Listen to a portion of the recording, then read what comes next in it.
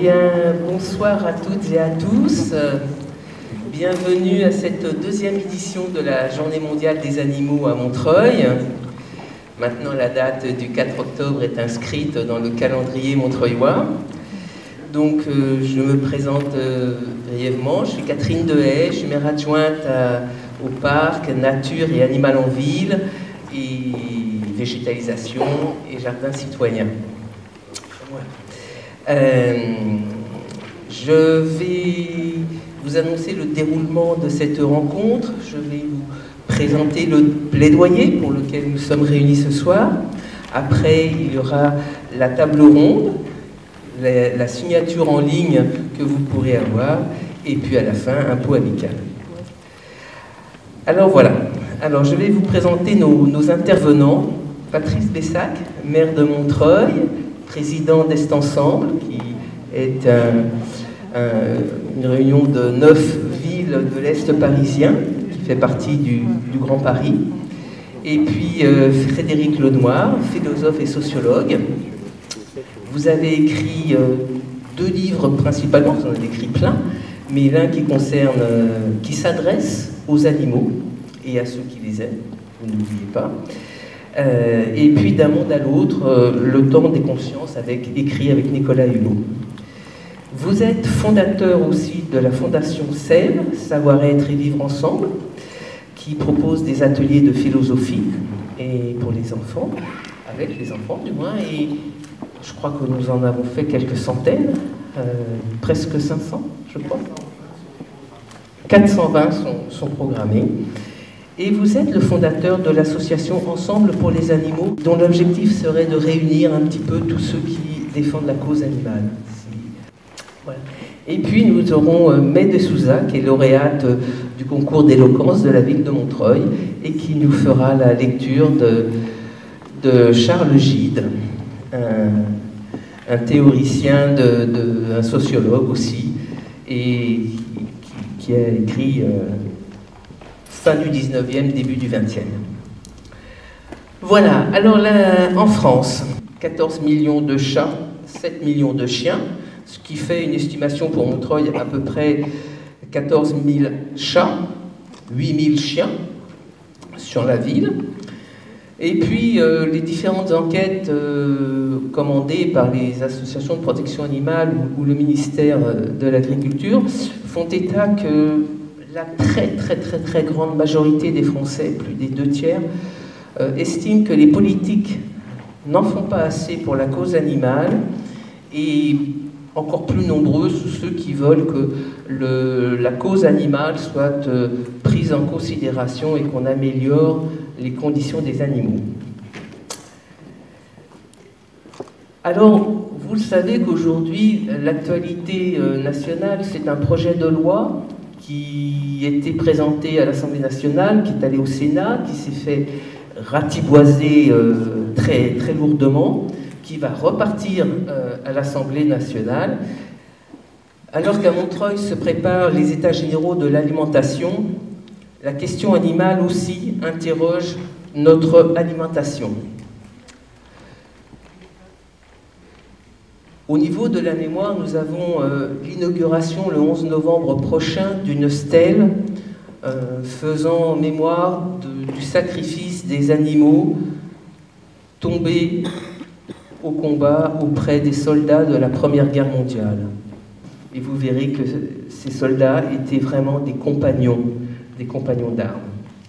Et puis aujourd'hui, nous avons le plaidoyer, ce plaidoyer qui est l'objet de la rencontre, et que nous allons vous préciser. Nous avions promis de revenir vers vous avec une charte. L'engagement est tenu. Le parti pris d'un plaidoyer pour affirmer et revendiquer la démarche, c'est d'avoir la définition, c'est d'avoir une défense passionnée pour défendre les droits de quelqu'un, quel qu'il soit. Et bien nous, c'est le plaidoyer pour les animaux. Alors, nous avons 4 axes de travail engagés avec les Montreuillois. Vous avez le plaidoyer dans les mains. Montreuil, ville amie des animaux, comme condition de réussite du projet social et environnemental. Le premier point. sensibiliser tous les habitants aux liens essentiels de l'homme avec l'animal, mener des actions pédagogiques ciblées vers tous les publics et permettre à chacun, s'il le souhaite, d'avoir une relation avec un animal de compagnie, quelle que soit sa situation sociale. En d'autres termes, que son animal de compagnie ne devienne pas un luxe. Montreuil, territoire pour toutes les espèces animales, eh bien oui. Favoriser la biodiversité sur le territoire en l'incluant dans l'ensemble des projets.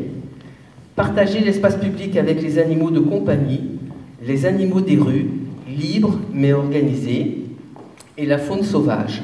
Les plus invasives et les plus dérangeantes, je fais allusion bien évidemment aux rats par exemple. Oui, qui est sujet à polémique, mais qui est aussi une grande pollution sur la planète. Enfin, du moins, les produits pour les éradiquer. Les droits et les obligations pour toutes les parties prenantes. Respecter le bien-être animal s'impose à tous. Garantir la sécurité de tous à tout instant est un impératif. Et faire connaître le cadre réglementaire en vigueur, droits et obligations. Enfin, Montreuil, ville exemplaire, prendre en compte le respect de l'animal dans toutes les politiques publiques mises en œuvre par la ville. Et puis, engager une démarche de progrès continu en incluant l'évaluation régulière de la qualité de la place de l'animal à Montreuil. Voilà le beau projet de Montreuil. Il va rester de les rendre concrets, d'avoir des actions que nous élaborerons tous ensemble lors de réunions publiques ou de réunions privées, si vous le souhaitez. Et puis, je vais proposer donc à chacun d'entre vous de rejoindre notre équipe pour faire de Montreuil une ville exemplaire sur la place de l'animal en ville. Alors, je commence par Frédéric Lenoir. Frédéric Lenoir, qu'est-ce que vous pensez de ce plaidoyer et de la démarche? Bonsoir à tous. Non, moi, dès que j'ai eu cette invitation de participer à cette rencontre avec le maire de Montreuil sur cette question-là, j'ai pas hésité, parce que je me suis dit c'est vraiment un sujet qui me tient très à cœur, que je crois très important, et on en parlera, je vous donnerai plus d'éléments tout à l'heure, de réflexion plus philosophique sur le lien entre l'être humain et l'animal. Et donc, je trouve formidable qu'une municipalité importante comme Montreuil s'engage en faveur du bien-être animal et essaye de faire qu'au quotidien, il y ait une meilleure relation entre les humains et les animaux. Donc bravo pour cette initiative, et c'est pour ça que je suis venu la soutenir. Et puis on discutera plus longtemps tout à l'heure de la question homme-animal. Est-ce un sujet à la mode pour le maire? Vous avez fait le choix de 2 élus à la cause animale. Alors pourquoi?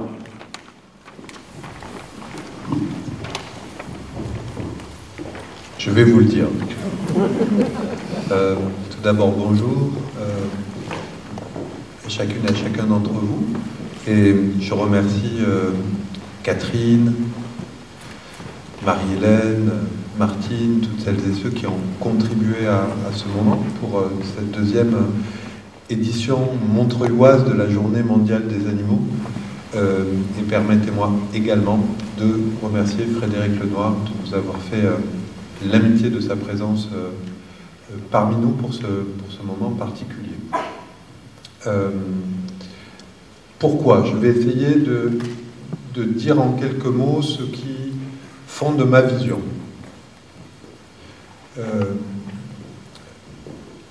Et là, l'ancien élève de philosophie que je suis éprouve une certaine difficulté devant Frédéric Lenoir à me lancer dans le propos. Mais j'y vais. Moi, je suis assez... je reprends la réflexion de ces gens qui disent et qui pensent la chose suivante, que, au fond, au sortir du Moyen-Âge, notre vision et notre rapport à la nature a changé. Avec l'émergence du rationalisme, de la production industrielle, avec l'essor des débuts du capitalisme, notre rapport à la nature a changé. Et il se caractérise par le fait que les êtres humains se sont mis à considérer l'univers, le cosmos, et dans l'univers et le cosmos, le vivant et les animaux, comme des ressources à leur service. Le bois, la forêt, les pierres, les animaux, parfois même d'autres êtres humains, puisque c'est, je crois aussi, dans l'essor de cette pensée, c'est l'essor de cette pensée qui rend possible les grandes aventures coloniales, impérialistes et esclavagistes des siècles suivants. Et à mes yeux, ce mouvement se caractérise par une rupture. Il y a d'un côté les êtres humains et de l'autre côté tout le reste. Et tout le reste est censément au service des êtres humains, maîtres et possesseurs de la nature, pour reprendre, je crois, le mot de Descartes. Et nous sommes aujourd'hui au début du XXIe siècle. Nous voyons d'une certaine manière toutes les conséquences de cette manière de voir le monde et de voir notre rapport au monde, et cela, à mon sens, a deux conséquences fondamentales. La première, c'est que c'est en train d'étouffer la capacité des êtres humains à vivre dans leur niche écologique, la planète Terre. Et avec ça, nous sommes en train de provoquer la 6e extinction générale des espèces vivantes. Dans un mouvement jamais connu, même dans les moments, les grandes évolutions les plus difficiles, nous n'avons jamais connu un mouvement aussi rapide de mise en cause de notre niche écologique et d'extinction des espèces vivantes.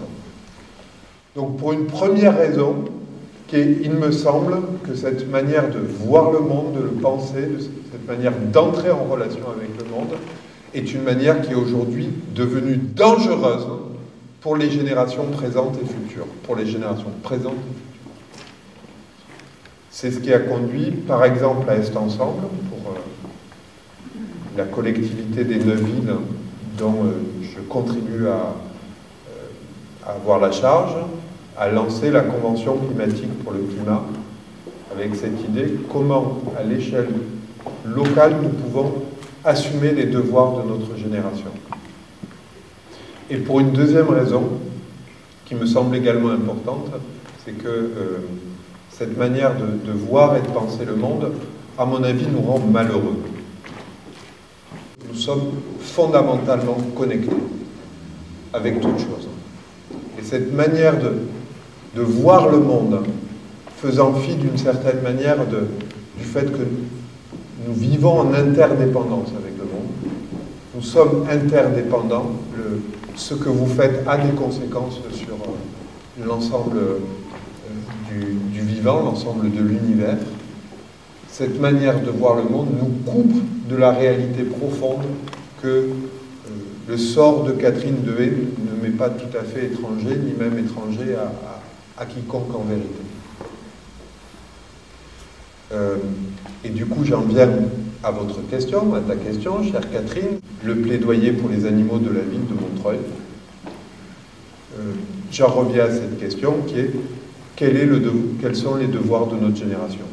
Quels sont les devoirs des gens qui sont ici, maintenant? Que doivent-ils faire, au fond, pour faire face à ce qu'ils pensent être leur responsabilité? Il y a, je crois, une religieuse qui disait, ou je ne sais plus qui en fait, la citation me revient, mais qui disait l'homme c'est, disait pas la citation exacte c'est l'homme, mais je suppose qu'elle voulait dire les êtres humains.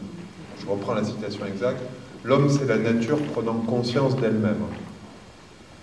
Eh bien Je pense que cette question nous est posée à toutes les échelles où nous sommes. Et donc, l'échelle là où nous sommes, c'est Montreuil.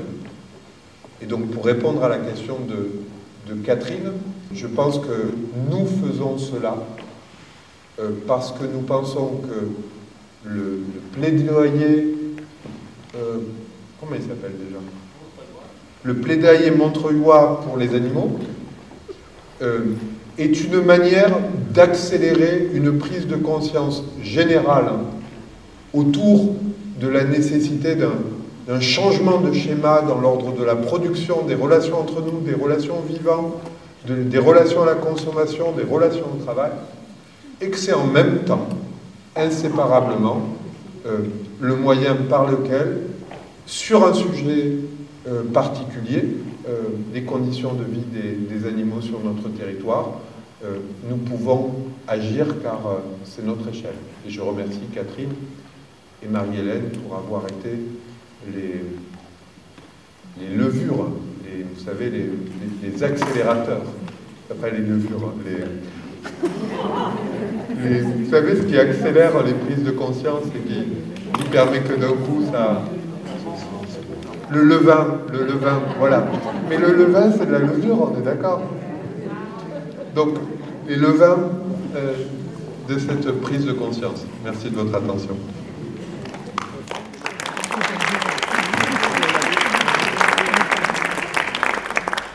Alors, je vais appeler May de Souza. Le titre est Lutte sociale et cause animale, qui sont des extraits de différentes personnes. Louise Michel, Marie Huon, ces gens qui ont façonné notre société d'aujourd'hui et qui ont toujours fait le lien entre la destinée de l'être humain et la destinée des animaux. Une classe de travailleurs oubliés, Charles Gide, 1888. Nos langues modernes ont un beau mot qui était inconnu aux anciens, ou que du moins, il ne prenait point dans le même sens. C'est le mot d'humanité. Le sens d'abord étroitement circonscrit s'est peu à peu élargi. Et l'élargissement progressif de ce terme marque et mesure le développement de l'idée de justice en ce monde. On y a fait rentrer successivement tous ceux qui d'abord avaient été laissés en dehors. L'esclave qui n'était qu'une chose, l'étranger dont le nom était synonyme d'ennemi, la femme qui n'était qu'instrument de reproduction ou de plaisir. Mais il y a encore un pas à faire, et si paradoxal à première vue que paraisse une semblable affirmation, il faut affirmer que les animaux aussi font partie de l'humanité. Que les hommes descendent ou non des animaux, toujours est-il qu'avant que l'homme parût sur cette terre, les animaux y étaient déjà. Dans la grande famille des créatures vivantes, ils sont nos aînés. Sans leur aide, jamais nous ne nous serions tirés d'affaire. Ils se seraient fort bien passés de nous, mais nous n'aurions pu nous passer d'eux. Sans le cheval et le chien, qui lui ont permis d'atteindre le gibier ou de garder les troupeaux, sans le bœuf qui lui a permis de labourer la terre et acheminer ainsi par l'agriculture à la civilisation. Jamais, sans doute, l'homme n'aurait pu franchir les premières étapes du progrès. Il serait encore à cette heure dans l'affreux dénuement de ces indigènes australiens qui se nourrissent de terre, et peut-être au-dessous même de ces pauvres animaux qui lui ont fait la courte échelle et qui le regardent aujourd'hui avec un orgueil de parvenu. Ce sont eux qui, de leur chair, nous ont fourni les premiers aliments. De leur peau ou de leur laine, nos premiers vêtements. De leurs os et de leurs cornes, nos premières armes. Encore à cette heure, le meilleur de ce que nous avons, c'est à eux que nous l'empruntons. Faibles, frileux et nus, nous leur avons pris leur toison pour nous vêtir, leur fourrure pour nous réchauffer, leur soie pour nous parer. Misérables va-nu-pieds que nous étions, nous leur avons pris leur cuir pour nous faire des chaussures. Nous les avons dépouillés de tout ce qu'ils portent sur eux, comme des voleurs embusqués au coin d'un bois pour le mettre sur le corps. Nous leur devons tout. Ils ne nous doivent rien. Voilà pourquoi, si la réciprocité des services n'est pas un vain mot, les animaux ont droit à notre pitié. Et ce n'est point assez dire. Ils ont droit à notre justice. Et ce n'est point encore assez. Ils ont droit à notre respect. Je sais bien quelle est l'objection qu'on ne manque pas de faire. On dit « Il y a bien assez à faire pour les hommes qui souffrent, sans aller s'occuper d'abord des animaux. » Vous vous imaginez peut-être que ceux qui vous tiennent ce langage sont des philanthropes, qui ne vivent que pour s'occuper de leur prochain et ne sauraient détourner une minute de leur temps. Une obole de leur bourse au profit d'une pauvre bête? Oh! Bien oui. Ce sont pour la plupart des gens qui ne font pas plus cas de leurs semblables que d'un chien. Ce qui leur permet, en toute sûreté de conscience, de ne pas plus s'occuper des uns et des autres. Qu'on laisse donc de côté ce pitoyable sophisme. Il faut dire, au contraire, que si on apprenait par exemple aux enfants à aimer les animaux, ce serait le meilleur moyen de leur apprendre à aimer plus tard les faibles et les déshérités. Et sans doute notre premier devoir est d'aimer notre semblable. Qui songe à le nier? Mais notre semblable n'est pas toujours si aimable ni si spirituel.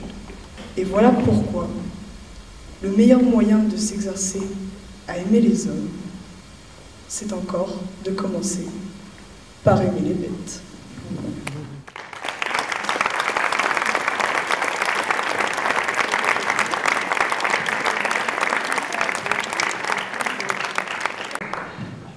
Un texte fort. Alors Frédéric Lenoir, que vous inspire ce texte? Ah ben, tout est dit. Je ne le connaissais pas, donc je suis très heureux de le découvrir. Je voudrais rebondir à la fois sur ce texte et sur ce qu'a dit Monsieur le maire tout à l'heure, propos auxquels j'adhère tout à fait, avec une petite précision. C'est que cette rupture que vous avez tout à fait pointée entre l'homme, l'être humain et l'animal, l'être humain considérant qu'il peut utiliser, exploiter la nature et l'animal à son profit, elle ne date pas de la révolution industrielle et du capitalisme, c'est bien antérieur. Alors il y a eu une accélération très très forte, effectivement au XVIIe, XVIIIe siècle, mais en fait c'est une vieille histoire. Et on pourrait dire que la grande rupture dans l'histoire de l'être humain, c'est le passage du paléolithique au néolithique. Vous voyez, on remonte à plus de 10 000 ans. On sait que quand l'être humain vit en harmonie avec la nature, donc prenons les sociétés premières, telles qu'on peut encore, j'en ai rencontré encore au cours de voyages récents, à la fois en Australie, au Pérou, les aborigènes, etc., les chamans, tous ces peuples qui vivent en harmonie avec la nature, l'être humain ne se considère pas comme différent du monde naturel et des autres espèces animales. Il considère qu'il a une singularité, des spécificités, mais les autres aussi, et il se sent en lien, et vous parliez de cette rupture dramatique du lien vital qui nous unit avec la nature, l'être humain se sent en lien avec la nature. C'est comme ça que vivaient nos lointains ancêtres. À quel moment s'est passée cette rupture dramatique où l'être humain s'est considéré comme radicalement différent du monde naturel? Eh bien, on peut estimer que c'est le passage du paléolithique au néolithique. C'est-à-dire au moment où il a commencé à cesser d'être un chasseur nomade, il s'est sédentarisé et il a inventé l'agriculture, l'élevage, et à ce moment-là, tout son univers symbolique a changé. Avant, il pensait, d'un point de vue symbolique et religieux, que toute la nature était animée par des forces, par des esprits, Et puis il respectait cette nature animée par des forces et des esprits. Il était convaincu que derrière la matière visible, il y avait de l'invisible. Qu'il y avait effectivement l'esprit de l'arbre, l'esprit des animaux. Et d'ailleurs, il priait l'esprit des animaux avant d'aller chasser pour demander que des animaux puissent s'offrir pour qu'ils puissent se nourrir. Il savait lui-même qu'il remettrait son corps à la nature. Ensuite, c'était vécu comme un échange. Et chaque fois qu'on tuait un animal, on le remerciait. C'était quelque chose de sacré de tuer un animal. Ce n'était pas un acte anodin. Et puis, lorsque l'homme s'est sédentarisé, à ce moment-là, il a commencé, enfin l'être humain s'est sédentarisé, il faut tout le temps corriger notre vocabulaire. À ce moment-là, il a commencé à se couper de cet univers symbolique et il a créé les dieux et les déesses de la cité.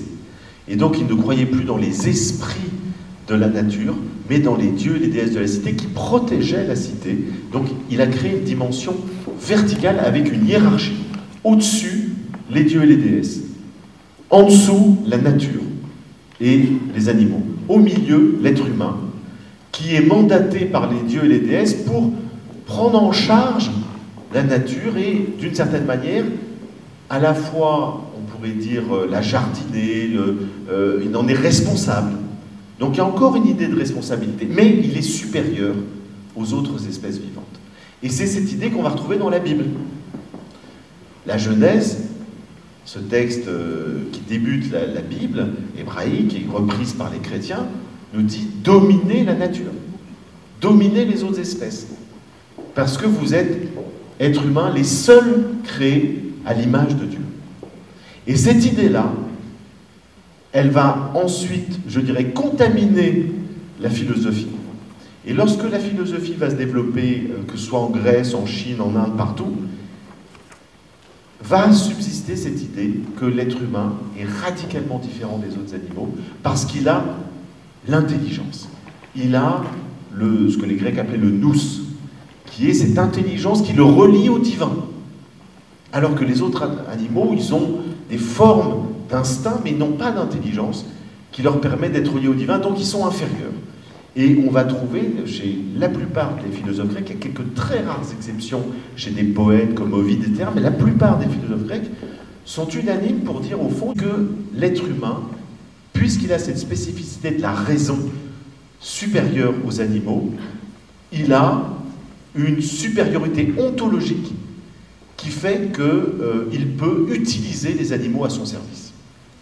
Et il n'y a pas de réciprocité de droit entre l'être humain et l'animal. Et à l'époque des cités grecques, où on exploitait encore les esclaves, etc., il y a des philosophes qui disent non, tous les êtres humains doivent être considérés comme égaux parce qu'ils ont tous la raison.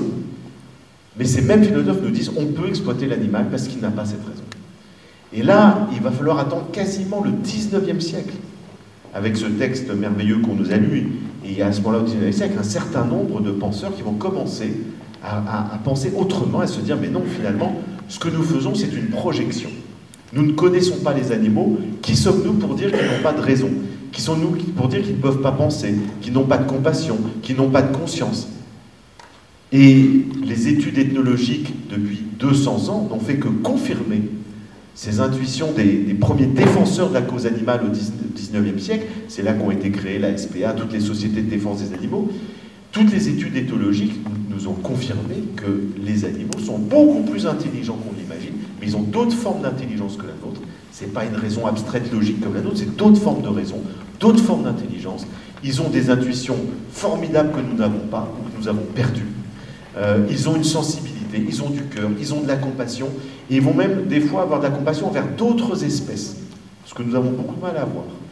Et donc finalement, dans plein de domaines, ils sont extrêmement proches de nous, mais de manière un peu différente. Et c'est ça que nous commençons à comprendre.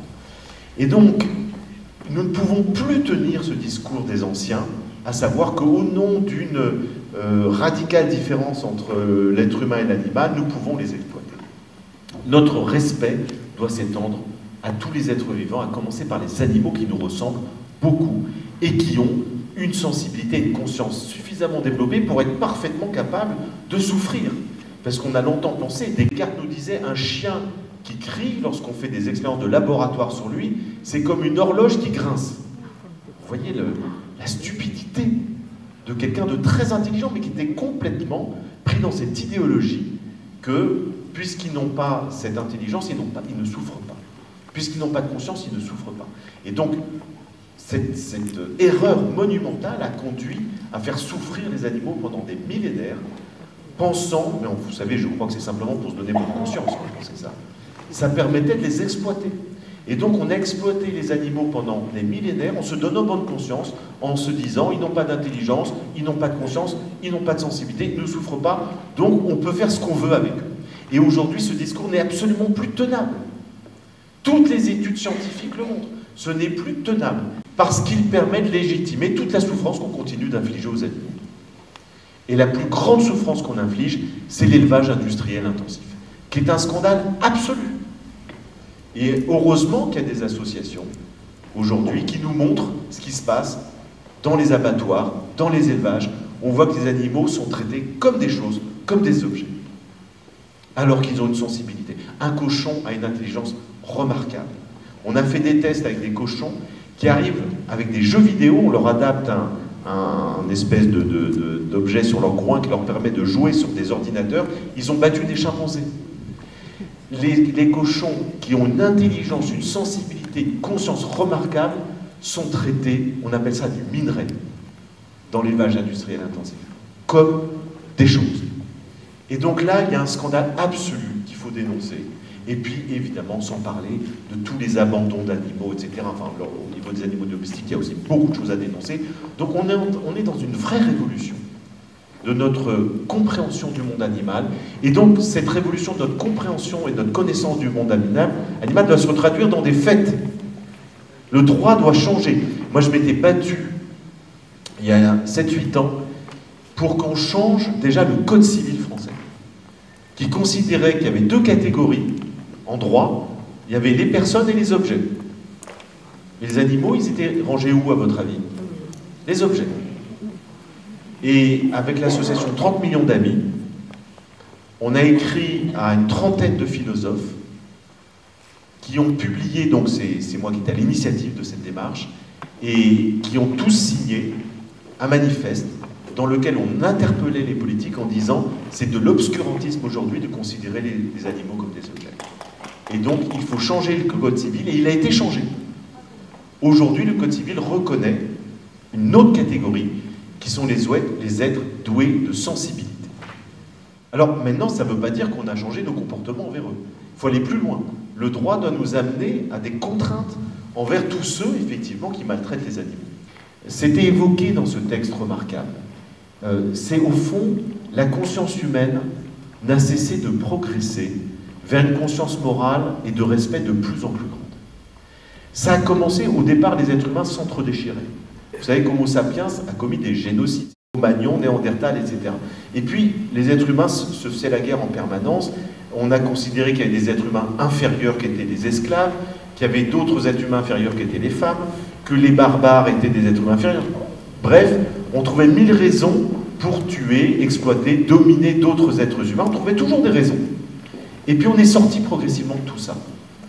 Et Schopenhauer, au XIXe siècle, disait, au fond, le sommet de la moralité, c'est la compassion et le respect envers les animaux, c'est-à-dire envers des êtres vivants d'une autre espèce que nous. Nous avons commencé à respecter, à apprendre à respecter les êtres de la même espèce, c'est-à-dire les êtres humains, les uns après les autres, les esclaves, les femmes, les enfants, etc.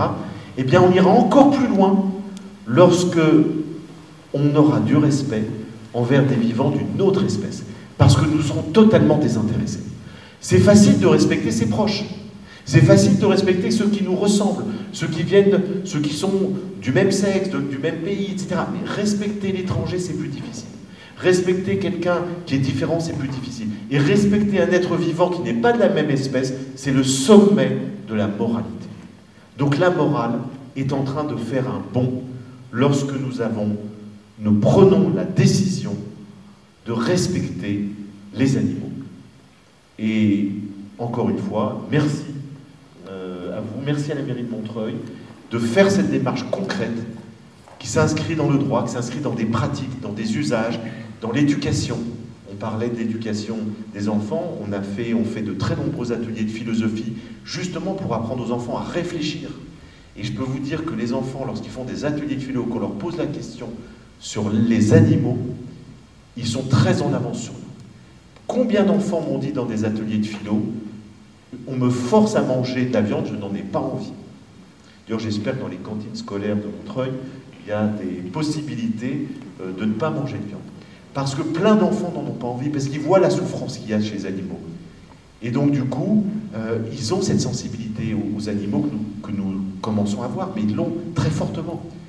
Et ils nous disent, la chose la plus importante, c'est de respecter la nature et les animaux.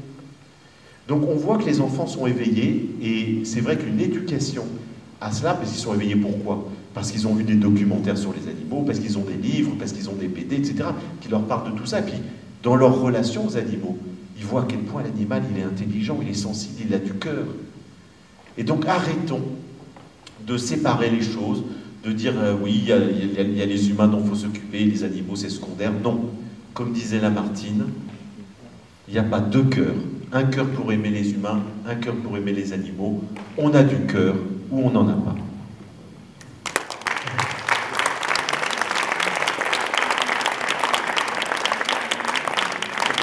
C'est en effet difficile de défendre une autre espèce que la sienne, et en d'autres termes, ce que l'on fait aux uns, on le fait aux autres. Donc, Patrice Bessac, qu'est-ce que l'homme politique peut dire à cet état des faits? Une convergence des luttes? Bah, je croyais déjà avoir tout dit. Pour ce qui est de...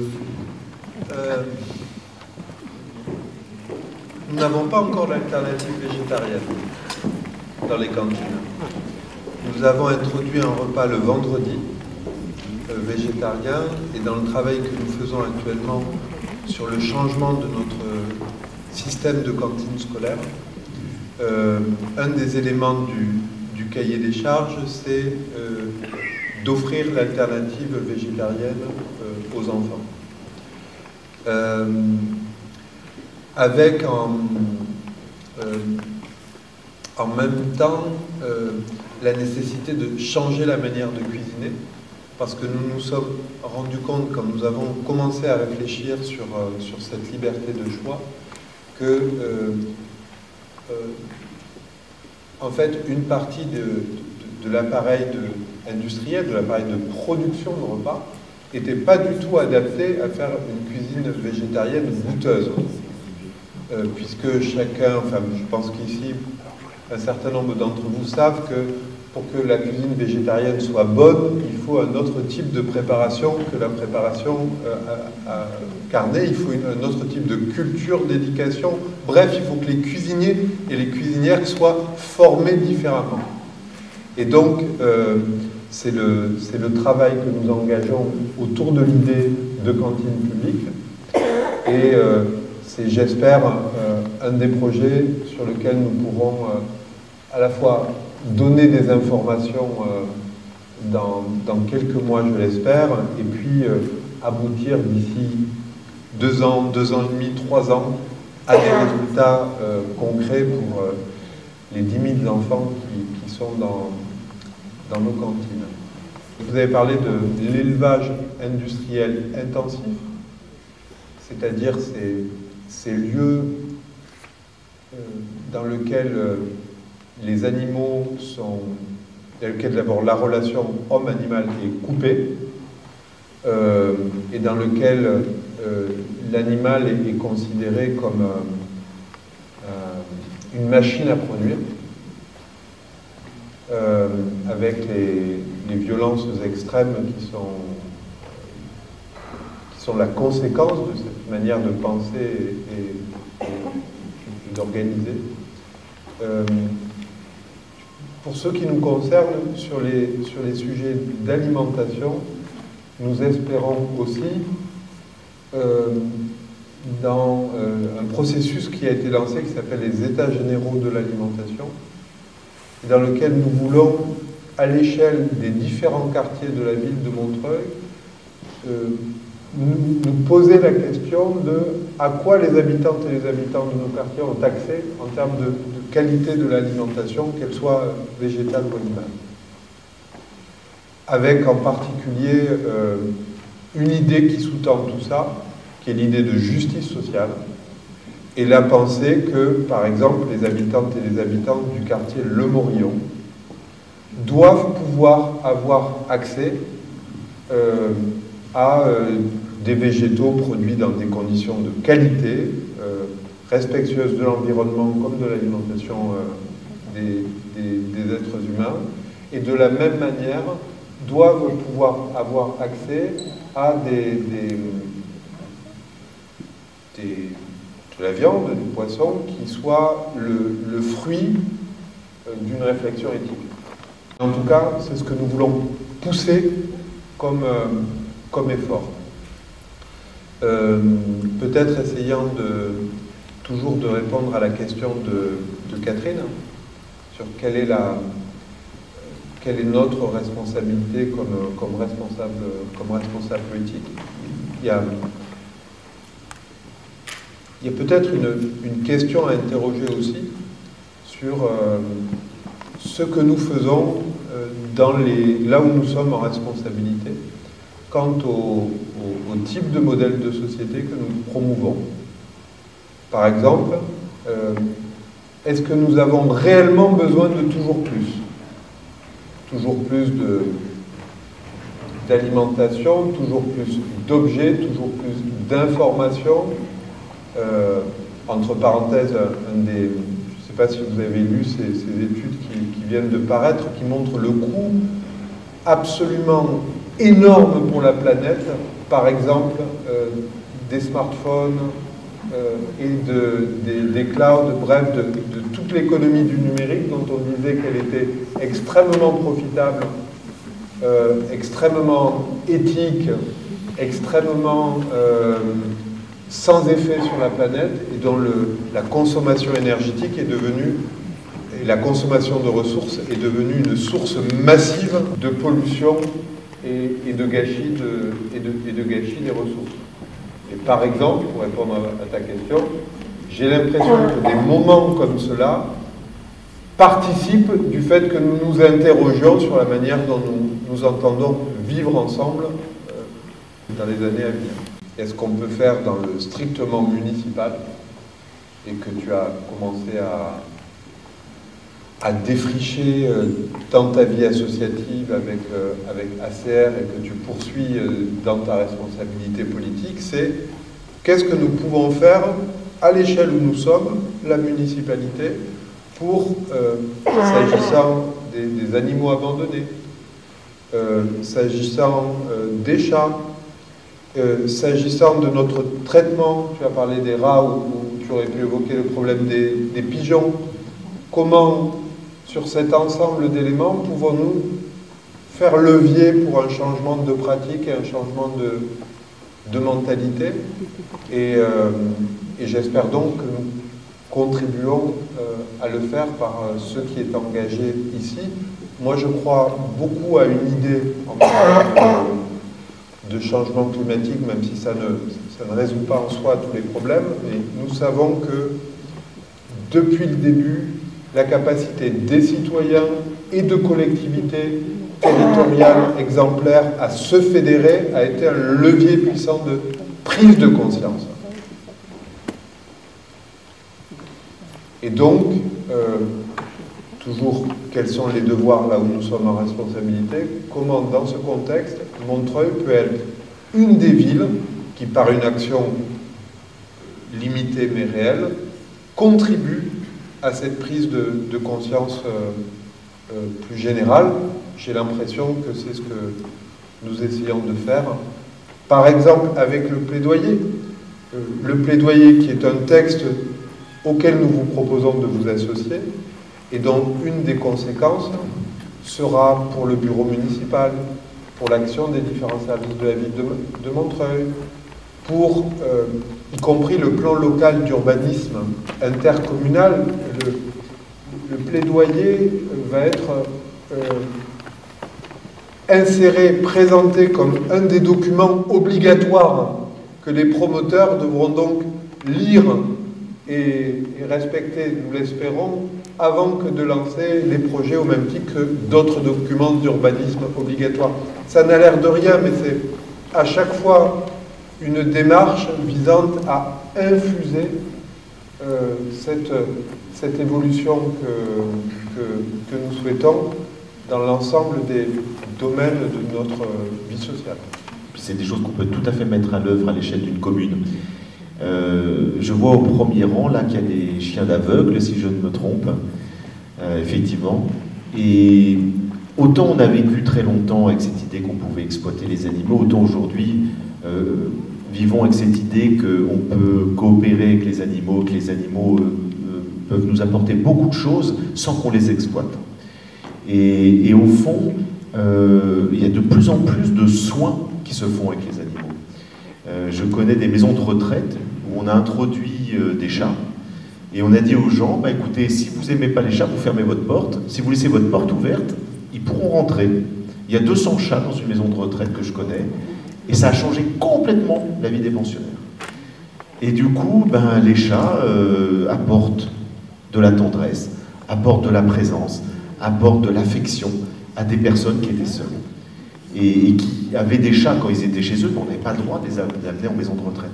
Et donc ça a complètement changé la vie de cette maison de retraite. Vous avez des enfants difficiles, des enfants autistes, des enfants à problème, qui font de l'équithérapie. Et grâce aux chevaux, ils retrouvent confiance en eux, ils progressent. On arrive à accompagner comme ça des enfants, aussi même qui ont vécu des cas de délinquance, etc., dans des fermes où ils vont auprès des animaux. Donc les animaux soignent les êtres humains. À différents niveaux, dans les écoles, les maisons de retraite, etc., où on favorise le contact entre des êtres humains qui ont des fragilités, qui ont des difficultés, qui sont vulnérables, des enfants, des personnes âgées, des malades psychiatriques, avec des animaux. Et ça a un effet extraordinaire. Donc je crois qu'il y a aussi des choses à développer de ce côté-là. Eh bien, nous ne manquons pas de réfléchir et de trouver des solutions. Nous avons déjà, avant ce plaidoyer, nous avons quelques actions concrètes que nous avons mises en place. Donc l'urbanisme, Patrice en a parlé, l'intégration des recommandations de la LPO, la Ligue de protection des oiseaux, dans le bâti.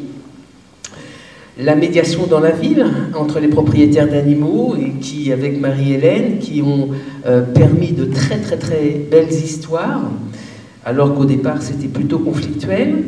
Nous avons, pour les chiens de gardiennage, fait une clause dans le cahier des charges de bientraitance de ces animaux. Oui, c'est 50% des plaintes à la SPA sont liées à ces chiens de gardiennage.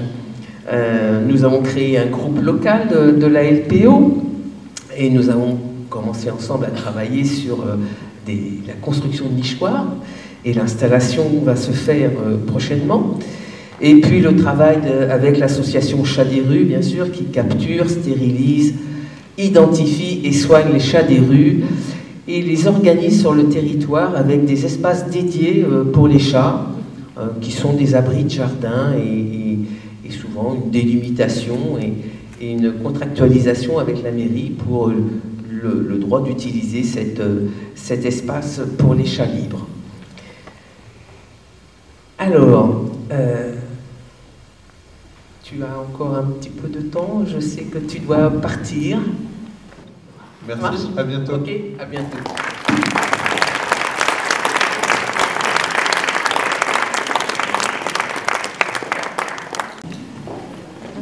Alors, Frédéric Lenoir, qu'est-ce que l'urgence climatique interroge avec notre lien à l'animal?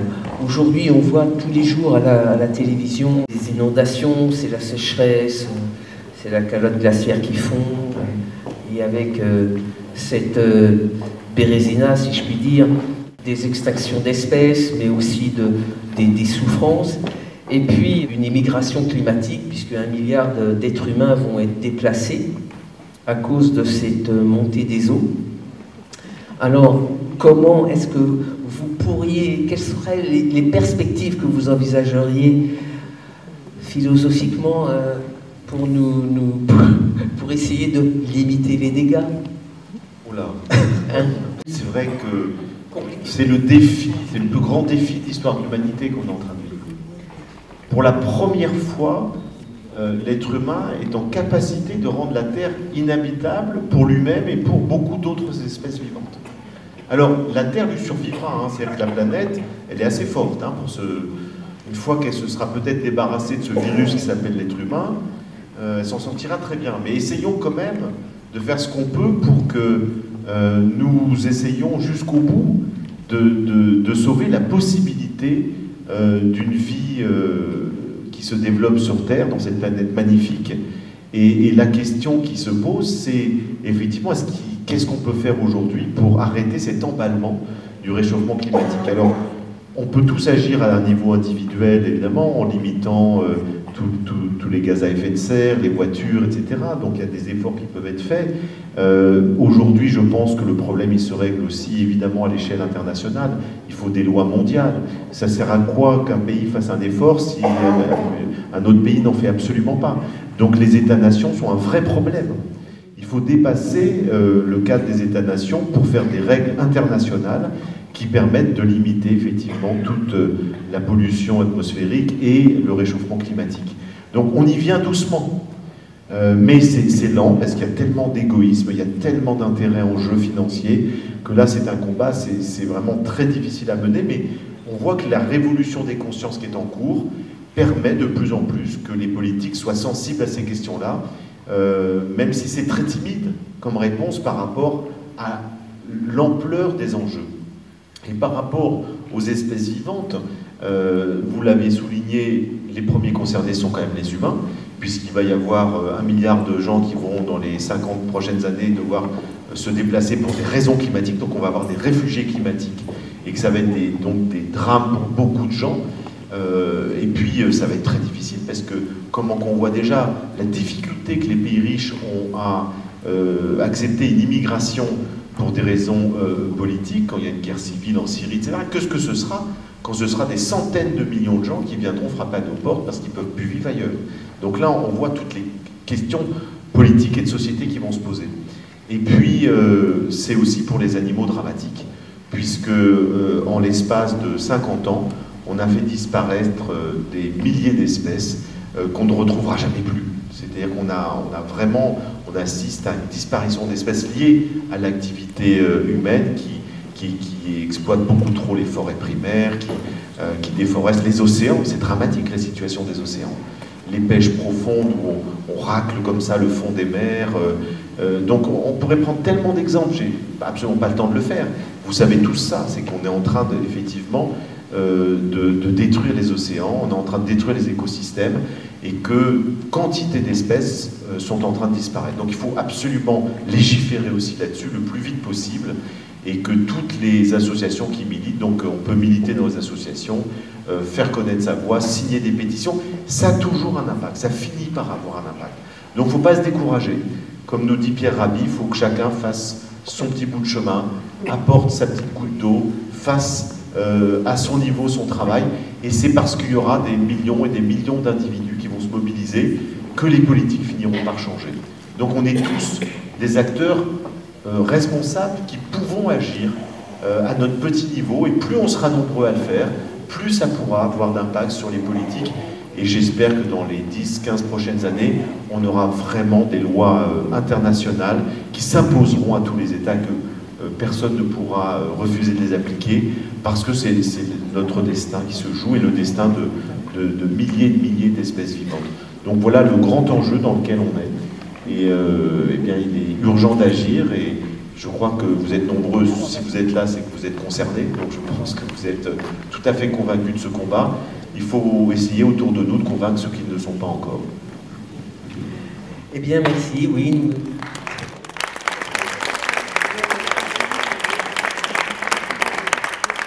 Nous allons donc faire ce dont nous sommes responsables, c'est-à-dire le territoire de Montreuil et le territoire d'Est Ensemble. Et puis, je vais demander à May de Souza de venir nous lire un poème de Jacques Prévert pour faire le portrait d'un oiseau. Merci.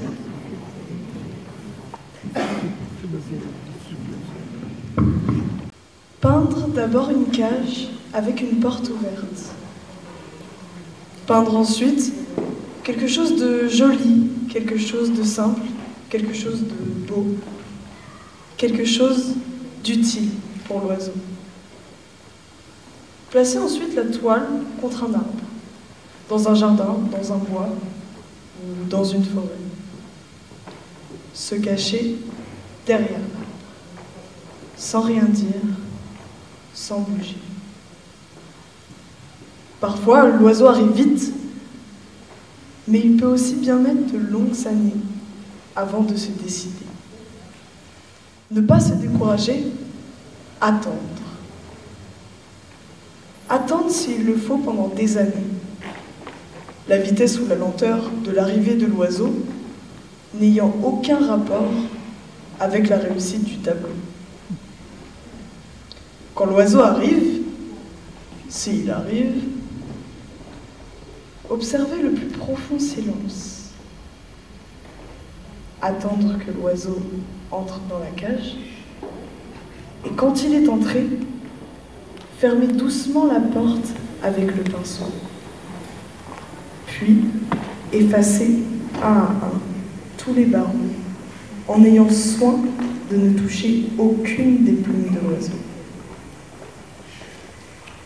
Faire ensuite le portrait de l'arbre, en choisissant la plus belle de ses branches. Pour l'oiseau, peindre aussi le vert feuillage et la fraîcheur du vent, la poussière du soleil et les bruits des bêtes de l'herbe dans la chaleur de l'été. Et puis attendre que l'oiseau se décide à chanter. Si l'oiseau ne chante pas, c'est mauvais signe. Signe que le tableau est mauvais. Mais s'il chante, c'est bon signe. Signe que vous pouvez signer. Alors, vous arrachez tout doucement une des plumes de l'oiseau et vous écrivez votre nom dans un coin du tableau.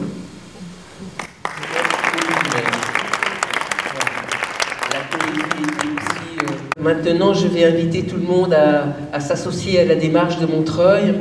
Le travail va continuer tout au long de l'année avec des réunions. Des réunions sont prévues, des réunions publiques, dans le haut, dans le bas et dans le centre-ville. Je vous invite à occuper tous les espaces de citoyenneté pour nous faire remonter vos souhaits. Nous allons, nous, de notre côté, continuer à œuvrer politiquement pour cette cause. Et puis, je voulais remercier Frédéric Lenoir. Alors, à la fin de votre livre, La question piège, parce que vous vous adressez, son livre s'adresse directement aux animaux. Alors, une culpabilisation, une justification, c'est compliqué de s'adresser directement aux animaux comme ça, pour leur dire... Parce que j'écris une lettre ouverte aux animaux. Voilà, sur ce livre-là.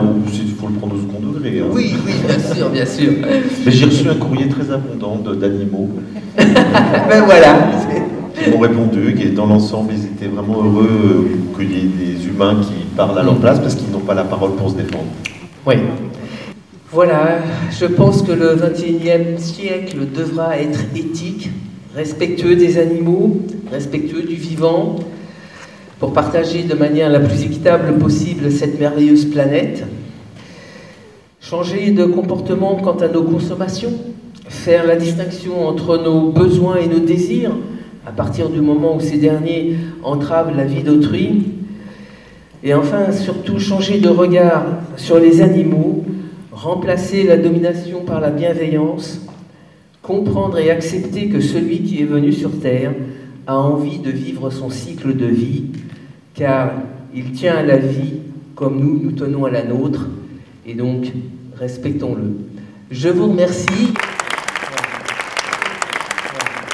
Mon intérêt pour la cause animale, il vient de mon enfance. C'est que j'ai été élevé à la campagne, avec des animaux. Puis la nature, hein, l'amour de la nature. J'allais me promener dans la forêt. Et plutôt que de chasser, je préférais garder les faisans magnifiques, se lever comme ça. Donc j'ai toujours eu un contact avec les animaux. Et du coup, ça m'a permis de les découvrir, de voir à quel point ils étaient sensibles, à quel point ils avaient de la compassion, à quel point on pouvait communiquer avec eux.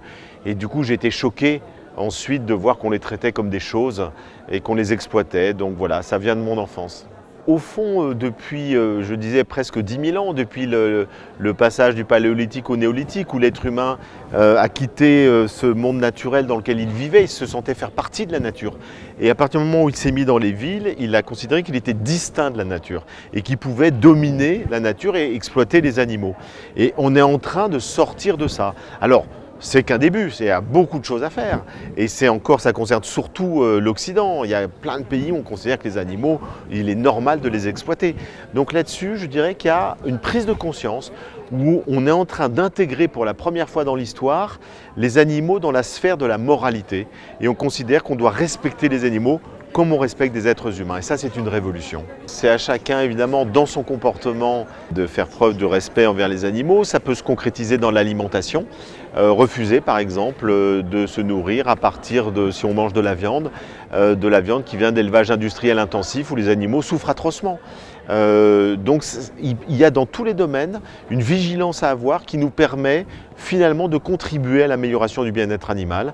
Et je suis très heureux que la ville de Montreuil donne cet exemple et fasse cette charte et s'engage en faveur du bien-être animal et d'une meilleure relation entre l'être humain et l'animal. Je rappelais que les animaux peuvent aussi beaucoup aider au niveau du soin, au niveau de la thérapie. Il y a des enfants qui ont des souffrances, des personnes âgées dont le contact avec les animaux finalement leur fait énormément de bien. Donc il y a beaucoup de choses à faire qui nous permettraient non plus d'exploiter l'animal, mais de coopérer avec lui. Et là, les animaux ont beaucoup de choses à nous apprendre et à nous apporter.